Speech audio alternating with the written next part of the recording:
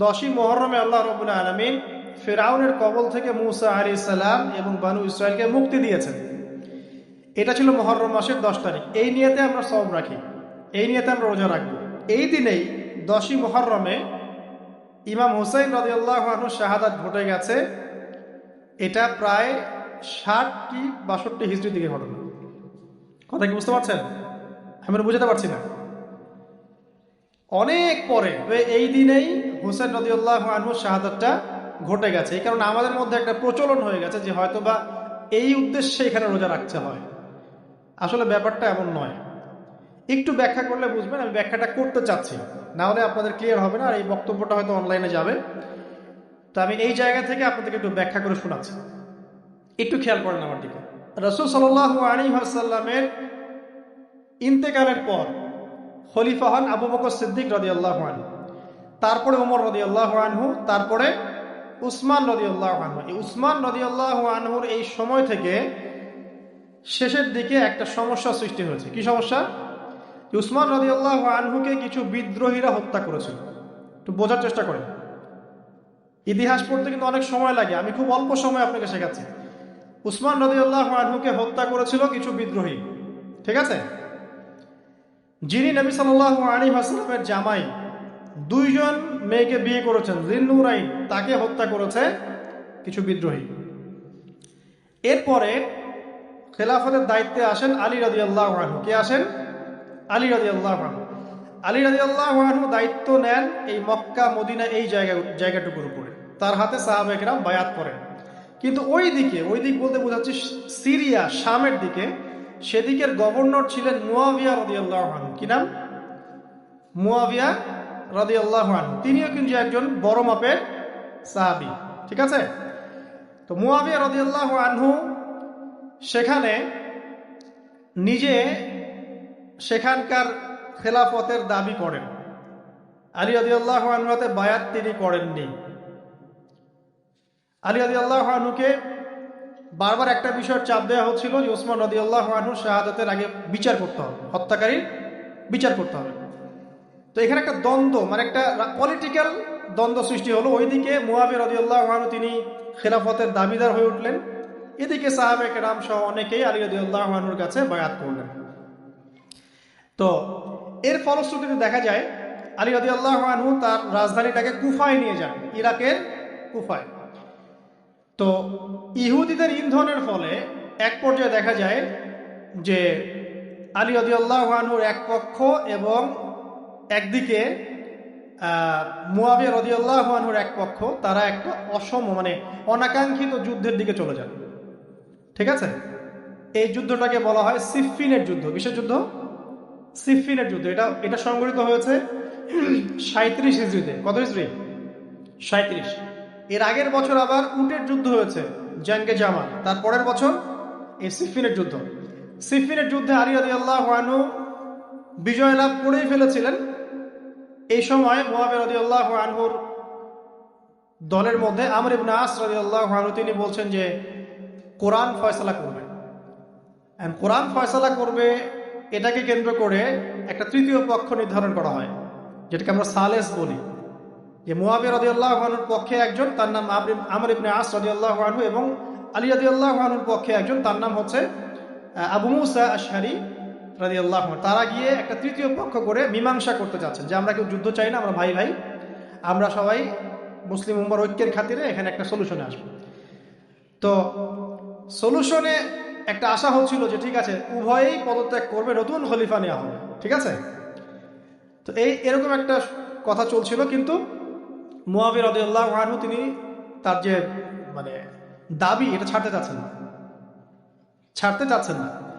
এইদিকে আলী রাদিয়াল্লাহু আনহু দলের মধ্যে কিছু মানুষ, প্রায় 12,000, তারা এই দল থেকে বের হয়ে গেল যে আমরা আলীকেও মানি না রাদিয়াল্লাহু আনহু, মুয়াবিয়াকেও মানি না রাদিয়াল্লাহু আনহু, এই আমর ইবনে আসকেও মানি না রাদিয়াল্লাহু আনহু, এবং এই আবু মুসা আশআরী তাকেও মানি না, আমরা কাউকেই মানি না। এবং এদেরকে বলা হয় খারেজি। কি বলা হয়? খারেজি। তারা এখান থেকে দল থেকে বের হয়ে গেলেন। শুধু তাই না, তারা ফতোয়া দিল যে আলী এবং মুয়াবিয়া, আমর ইবনে আস, আবু মুসা আশআরী সবাই কাফের। নাউজুবিল্লাহ। কারণ কি? কারণ হচ্ছে তারা আল্লাহর কিতাব, আল্লাহর বিধান দ্বারা বিচার ফয়সালা করছে না, মানুষের মত তারা গ্রহণ করছে। মানে ওদের উদ্ভট যুক্তি আর কি। তারা আল্লাহর কিতাব দিয়ে ফয়সালা করছে না, বরং মানুষের রায় গ্রহণ করছে। এটা একটা খোরা যুক্তি ছিল। তো আলী রাদিয়াল্লাহু আনহু এদেরকে দমন করলেন। নহরওয়ান নামক জায়গায় তাদের সাথে যুদ্ধ হলো এবং এই যুদ্ধে আলী রাদিয়াল্লাহু আনহু জয়লাভ করলেন। সিফিনের যুদ্ধটা হয়ে গেল।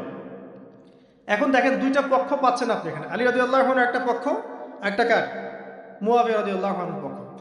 এখন এই যে খারাজিরা বের হয়ে গেল, এখন তো দেখা যায় যে কিছু কিছু শব্দ বললেই মানুষ খারেজি ট্যাগ দিয়ে দেয় না?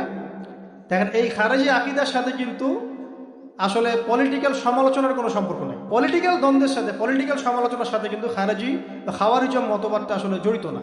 এটা কার সাথে জড়িত? ওই যে একদিন বলেছিলাম, খারেজিরা মনে করে কবিরা গুনাহ করলে কোনো ব্যক্তি কি হয়ে যায়? কাফের হয়ে যায়। খারেজিদের আকিদা হচ্ছে কবিরা গুনাহ করলে কোনো ব্যক্তি কাফের হয়ে যায়। এই আকিদাটার নাম খারেজি আকিদা। এটা কি বাংলাদেশের মুসলিমরা লালন করে? কোনো আলেম, কোনো বক্তা, কোনো মুফাসসির, কোনো মুহাদ্দিস আপনাদেরকে বলছে কখনো এদেশের মাটিতে যে কবিরা গুনাহ করেছে এরা এদেরকে মেরে ফেলো? বলেছে? কিন্তু আপনি কিছু হক কথা বললে আপনাকে ট্যাগটা খেতে হয়। তা আসলে এই যারা এই ধরনের মানে ওই যে বলছে একদিন খারেজি ম্যানুফ্যাকচার কোম্পানির সাথে সদস্য, এরা ভাঙাচোরা ইস্যু পেলেই কাউকে খারেজি ট্যাগ দিয়ে দেয়। আসলে মূল বিষয় এরা নিজেরাই খারিজ হয়ে যাচ্ছে দিন দিন, অন্যকে খারিজ করতে করতে নিজেরাই খারিজ হয়ে যাচ্ছে। এখানে দেখেন মুয়াবিয়া রাদিয়াল্লাহু আনহু এক পক্ষে, আলী রাদিয়াল্লাহু আনহু আরেক পক্ষে। ব্যাটেল, যুদ্ধ হয়ে গেল, সিফিনের যুদ্ধ হয়ে গেল, তিন যুদ্ধ হয়েছে। ওই যুদ্ধে কি মানুষ মারা যায় নাই? মারা যায় নাই? মারা গেছে। তো আলী রাদিয়াল্লাহু আনহু তো বলেননি যে ওরা খারাজি। কারা খারাজি তাহলে? যারা এই যে 12,000 সৈন্যের মধ্য থেকে বের হয়ে গেল এবং সবাইকে কাফের ফতোয়া দিল যে আলীও কাফের, মুয়াবিয়া কাফের, আমর ইবনে আসও কাফের, নাউজুবিল্লাহ, আর এই যে আবু মুসা আশআরী তারাও কাফের। একটু বোঝেন। এরপর তারা যখন বের হয়ে গেল, আলী রাদিয়াল্লাহু আনহু তাদেরকে হত্যা করলেন, তাদের সাথে যুদ্ধ করলেন। কিন্তু এদের কিছু কিছু মানুষ বেঁচে ছিল। এরা একটা প্ল্যান করলো। কি প্ল্যান করলো? যে আমরা চোরাগুপ্তা হামলা চালিয়ে এই 4 জনের সবাইকে হত্যা করে ফেলব। কথা বুঝতে পারছেন? 4 জন একই দিনে প্ল্যান করলো। রমজান মাসের 17 তারিখ। কত তারিখ? রমজান মাসের 17 তারিখ। ওইটা সম্ভবত 40 হিজরি। কত হিজরি? সিফিনের যুদ্ধ হচ্ছে 37 হিজরিতে, এটা হচ্ছে কত হিজরি? 40, 3 বছর পর এরা প্ল্যান করলো। এখনকার ওই যে পশ্চিমা গৌরবধাঁধায় পড়া কিছু মানুষ যারা কিছু জঙ্গি সংগঠনের নাম লেখায় প্ল্যান করে যে হঠাৎ সুইসাইড বোম মারবো, আছে না? এরকম একটা প্ল্যান করলো যে আমরা প্ল্যান করলাম এই 4 জনকে আমরা একদিনে উড়িয়ে দেবো বাড়িতে। এবং সেই প্ল্যান মোতাবেক তারা কাজ করলো। কাজ করে ঘাপটি মেরে বসে থাকলো। আলী রাদিয়াল্লাহু আনহু ফজরের নামাজে যাচ্ছেন, আব্দুর রহমান বিন মুলজিম নামে এক ব্যক্তি আলী রাদিয়াল্লাহু আনহুকে পুরো তরোয়াল দিয়ে আঘাত করে হত্যা করে। ইন্না লিল্লাহি ওয়া ইন্না ইলাইহি রাজিউন। কাকে হত্যা করলো? নবী সাল্লাল্লাহু আলাইহি ওয়াসাল্লামের মেয়ের জামাইকে। চিন্তা করতে পারেন? যিনি প্রতিটা যুদ্ধে নবী সাল্লাল্লাহু আলাইহি ওয়াসাল্লামের সাথে ছিলেন, তাকে বলল যে সে কাফের হয়ে গেছে। আর যে হত্যা করেছে আব্দুর রহমান বিন মুলজিম, সে হত্যা করার পরে আল্লাহ শুকরিয়া আদায় করেছে। নাউজুবিল্লাহ। সে বলেছিল যে আমি আল্লাহ শুকরিয়া আদায় করছি যে আল্লাহ আমার হাতে একজন পথভ্রষ্ট মানুষকে মারলেন। নাউজুবিল্লাহ। চিন্তা করতে পারেন? ওইদিকে মুয়াবিয়া রাদিয়াল্লাহু আনহুকে মারার প্ল্যান করা হয়েছে সিরিয়ায়। ওনাকে আঘাত করা হয়েছে, কিন্তু আঘাতটা তার মানে শরীরের সেই জায়গায় লাগে নাই যেখানে লাগলে তিনি মারা যেতে পারতেন। তিনি আহত হয়েছেন, পরবর্তীতে চিকিৎসা করে সুস্থ হয়ে গেছেন। আর এদিকে আমর ইবনে আস এবং আব্দুর রহমান আবু মুসা আশআরী তাদের উপরে হামলা হয়েছে। আমর ইবনে আসের জায়গায় আরেকজন সাহাবী গিয়েছেন নামাজ পড়তে, তিনি ডেড। মানে তাদের উদ্দেশ্য সফল হয়েছে এই জায়গায় যে আলী রাদিয়াল্লাহু আনহুকে হত্যা করা হয়েছে। তো এখন আলী রাদিয়াল্লাহু আনহু যখন নিহত হয়ে গেলেন, তাহলে কে থাকলো এখন? মুয়াবিয়া রাদিয়াল্লাহু আনহু। আচ্ছা, আলী রাদিয়াল্লাহু আনহু চলে যাওয়ার পরে তার সন্তান হাসান রাদিয়াল্লাহু আনহু, কি নাম? হাসান রাদিয়াল্লাহু আনহুর হাতে সাহাবায়ে কেরামের অনেকেই বায়াত করলেন, মানে তাকে খেলাফতের দায়িত্ব দিলেন। তো এবার তিনিও কুফায়, রাজধানী, এখানে তিনি আছেন এবং কুফাবাসী তাকে মানে প্রলুব্ধ করছে কিছু কিছু মানুষ যে আপনার উচিত মুয়াবিয়া রাদিয়াল্লাহু আনহুর সাথে যুদ্ধ করা। ঠিক আছে? কিন্তু হাসান রাদিয়াল্লাহু আনহু সেই কাজটা করলেন না। তিনি বলেন না, আমি মুসলিমদের মধ্যে দ্বন্দ্ব চাই না, বরং আল্লাহর নবী একটা ভবিষ্যৎবাণী করেছিলেন সাল্লাল্লাহু আলাইহি ওয়াসাল্লাম যে আমার এই নাতি হাসান মুসলিমদের বড় ফিতনার সমাধান করে দিবে। সুবহানাল্লাহ। কথা বুঝতে পারছেন? তো হাসান রাদিয়াল্লাহু আনহু তখন কি করলেন? নিজে তার যে এই যে দায়িত্ব, খেলাফতের দায়িত্ব, তিনি মুয়াবিয়া রাদিয়াল্লাহু আনহুর হাতে ছেড়ে দিলেন। সুবহানাল্লাহ। তিনি নিজে পদত্যাগ করলেন। ঠিক আছে, আমার ক্ষমতার দরকার নাই, মুসলিমরা আপোষে মারামারি কাটাকাটি থেকে রক্ষা